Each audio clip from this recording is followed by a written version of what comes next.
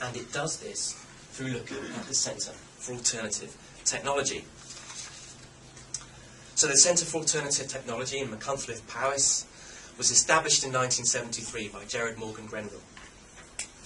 It's based in a disused slate mine in the picturesque Duffy Valley in mid-Wales. The centre formed as a political critique of the industrial society of the 1970s, inspired by the improvised hippie communes of the United States. CAT sought to translate the politics of the growing environmental movement into a sustainable residential community. CAT today functions as an educational and residential community, and at the time I was working there, had over 100 employees and volunteers. The centre experiments with a range of alternative technologies, including photovoltaics, solar thermal, biomass combined heat and power, air source heat pumps, reed bed systems and wind turbines. The site offers educational courses, it's open to the public, and it houses a well-established on-site community for up to 16 residents. And this paper draws on 3 months of participant observation within CAT's residential community and work organisation, where I undertook 30 in-depth interviews with a range of volunteers, employees and long-term residents of the centre. So some of the examples of the work that CAT does there. So the choice of CAT as a site in which to explore the trade-offs involved in becoming green is underpinned by the centre's similarities to the more everyday spaces in which we live our lives, kind of the similarities to mainstream society, but also its key differences to mainstream society. In contrast to mainstream society, CAT in many senses is an ecotopia, with those employed benefiting from a range of green architectures and cause communities that enable pro-environmental behaviour. In terms of practical infrastructure, for example, residents benefit from the provision of low-cost housing serviced by renewable heating and power. As the following respondent outlines, it's much easier if you live here. When I think about the first year when I was living in town, there are several things that you don't have control over. Like if you're renting a place, you don't have control over how the house is heated or how you source your energy. Living here is much easier because in winter the electricity comes from wind turbines and water comes from solar panels, and so we're a bit spoiled in that I haven't had to set that up personally in any way.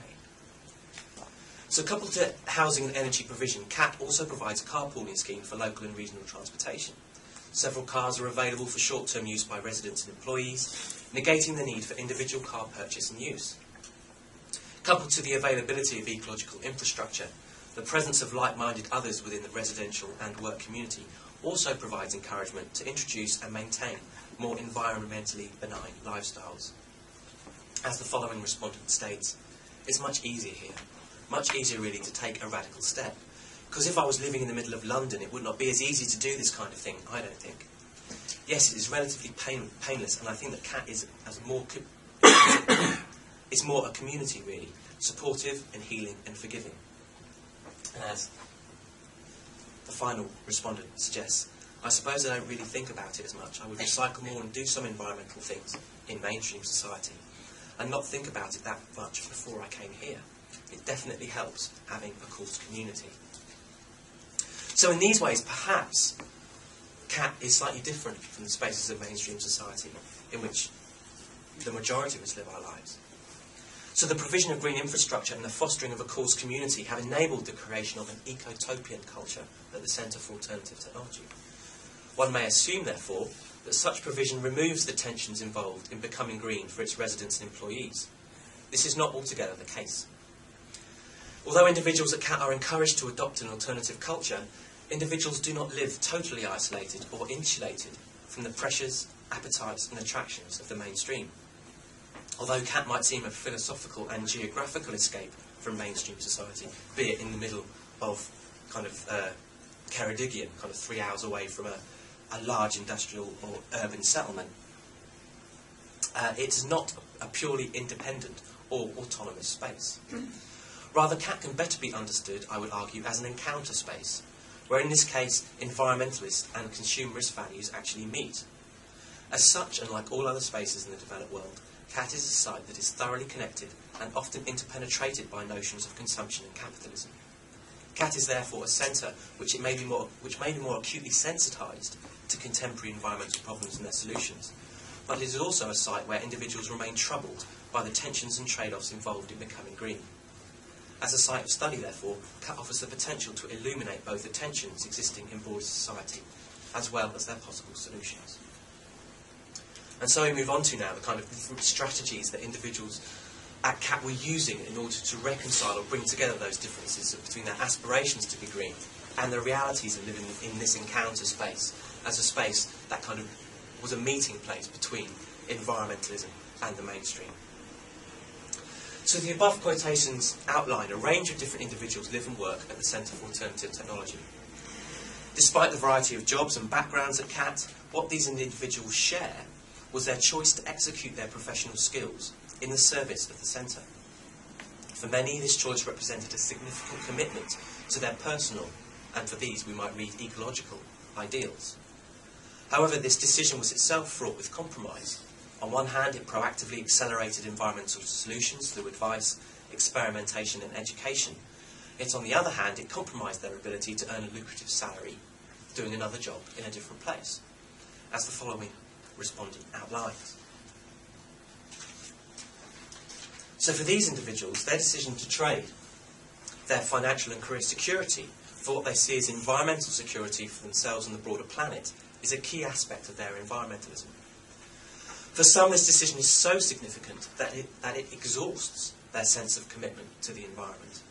Allocating their professional life, their 9 to 5, to the centre is such a large portion of their waking day, and through accumulation, their week, their year, their life, that it fulfills what they see as their commitment to support a greener lifestyle. By making this employment decision, they are doing their bit. This means that when their working day is done, these individuals feel they are free to adopt values and practices that do not necessarily cohere with any accepted environmental ideal.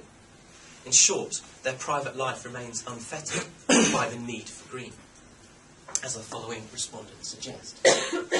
Many people who work here have nothing to do with CAT in their private lives. They just do their jobs and have no concept of the environmental impact that their home life has, for example.